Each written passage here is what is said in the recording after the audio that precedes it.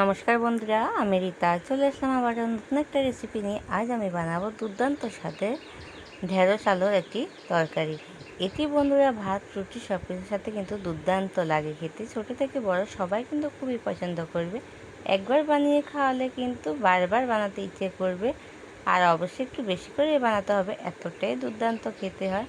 একদম খুবই সহজ পদ্ধতিতে সহজভাবে রান্নাটি তৈরি করে দেখাবো।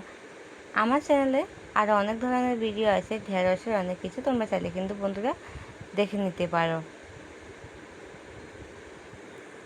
আমি চেষ্টা করি আমার চ্যানেলে ঘরোয়া মশলা দিয়ে রান্না তৈরি করার জন্য, একদম খুবই সহজভাবে, খুবই অল্প সময়ে কিন্তু রান্নাগুলো তৈরি হয়ে যায়।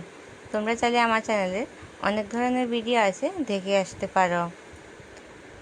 সকল বন্ধুকে অনুরোধ করবে একটা লাইক দিয়ে ভিডিওটা দেখা শুরু করবে। যদি আমার ভিডিও তোমাদের ভালো লেগে থাকে অবশ্যই প্রিয়জনদের সাথে শেয়ার করে দেবে, আর তোমাদের সুন্দর সুন্দর কমেন্টে বলে যাবে কেমন হয়েছে। চলো রেসিপিটি তৈরি করার জন্য এখানে আমি বসিয়ে দিয়েছি একটা কড়াইতে হালকা একটু তেল দিয়ে দিয়েছি। তেল দিয়ে আমি এখানে দিয়ে দিব হচ্ছে আলু। আমি এখানে বড় সাইজের একটা আলু নিয়েছি, একটু পাতলা করে কেটে নিয়েছি। তোমরা চাইলে যে কোনো সাইজের কিন্তু এই আলুগুলো কেটে নিতে পারো। আর আলুটাকে এখন আমি খুব ভালোভাবে একটু ভেজে নেব। আমি 3 মিনিটের মতো আলুটাকে একটু লবণ আর হলুদ দিয়ে ভেজে নেব। খুব সামান্য পরিমাণে দিয়েছি। লো টু মিডিয়ামে রেখে কিন্তু আমি আলুগুলো ভেজে নিচ্ছি। আলুগুলো ভেজে আমি এখন এতে দিয়ে দিব হচ্ছে ঢেঁড়স। আমি যে ঢেঁড়সগুলো কেটে রেখেছিলাম, আমি আগে থেকে ঢেঁড়সগুলো কেটে ধুয়ে পরিষ্কার করে রেখেছি। এখন আমি সেই ঢেঁড়সগুলো এই আলুগুলোর সাথে কিন্তু দিয়ে দেবো। দেখো আলুটা যখন এরকমভাবে ভাজা হয়ে যাবে তখন এই পর্যায়ে ঢেঁড়সগুলো দিয়ে দিতে হবে। আর দেখো এখন আমি কেটে রাখা ঢেঁড়সগুলো কিন্তু দিয়ে দিচ্ছি। ঢেঁড়সগুলো দিয়ে আমি এটাকে 5 মিনিটের মতো কিন্তু ভেজে নেব। যেহেতু আমি আলুটা আগে ভেজে নিয়েছি, আর এখন ঢেঁড়সটা দিয়ে আমি একটু ভেজে নিচ্ছি, তাহলে পুরোপুরি আলু আর ঢেঁড়স সম্পূর্ণভাবে কিন্তু খুব সুন্দরভাবে সিদ্ধ হয়ে যাবে। আর দেখো এভাবে কিন্তু আমি নাড়াচাড়া করে ভেজে নিচ্ছি। ভেজে নেওয়া আলু ঢেঁড়সগুলোকে আমি এখন নামিয়ে নেব। একটা বাটির মধ্যে নামিয়ে নিয়ে ওই কড়াইতে আমি দিয়ে দিচ্ছি হচ্ছে তেলটা যখন হালকা গরম হয়ে যাবে তখন আমি এখানে দিয়ে দেবো আধা চা চামচের সাথে কম গোটা জিরে।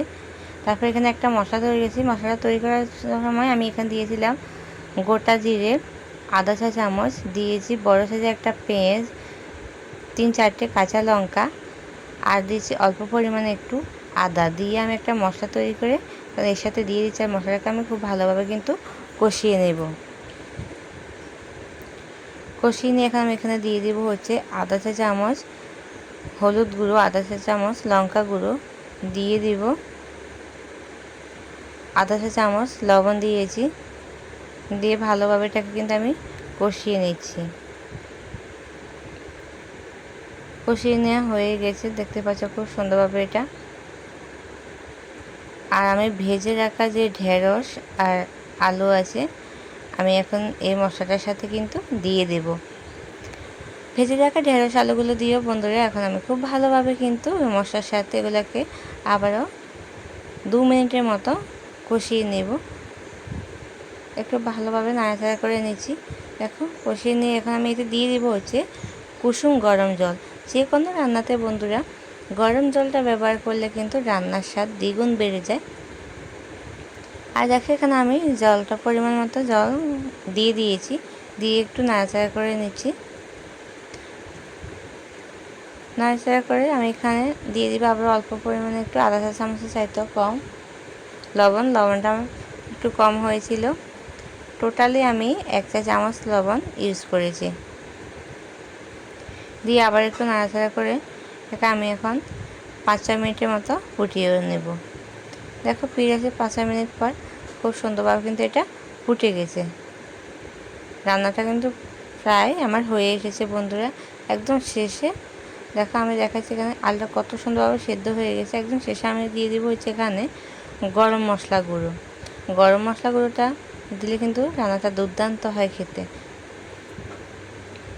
আর দেখো এখানে আমি দিয়ে দিচ্ছি গরম মশলা গুঁড়ো, দিয়ে একটু নাড়াচাড়া করে নিচ্ছি। আর এই মুহূর্তে এখন আমি গ্যাসটা অফ করে দেব। আর আমার রান্নাটা কিন্তু বন্ধুরা পুরোপুরি কমপ্লিট হয়ে গেছে। দেখতে পাচ্ছ কত সুন্দরভাবে, এটা কিন্তু দুর্দান্ত হয়েছিল খেতে। আর এটাকে এখন হচ্ছে আমি নামিয়ে নেব। রান্নাটা যেহেতু আমার পুরোপুরি কমপ্লিট, এখন আমি এটাকে একটা প্লেটের মধ্যে নিয়ে নিচ্ছি।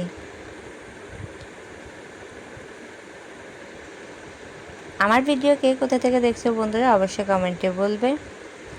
সকল বন্ধুকে অসংখ্য ধন্যবাদ ধৈর্য ধরে এতটা সময় আমার সাথে থাকার জন্য, আমার ফুল ভিডিওটা দেখার জন্য। সবাই ভালো থাকবে, সুস্থ থাকবে। দেখা হবে আবারও নতুন একটা রেসিপিতে। ধন্যবাদ।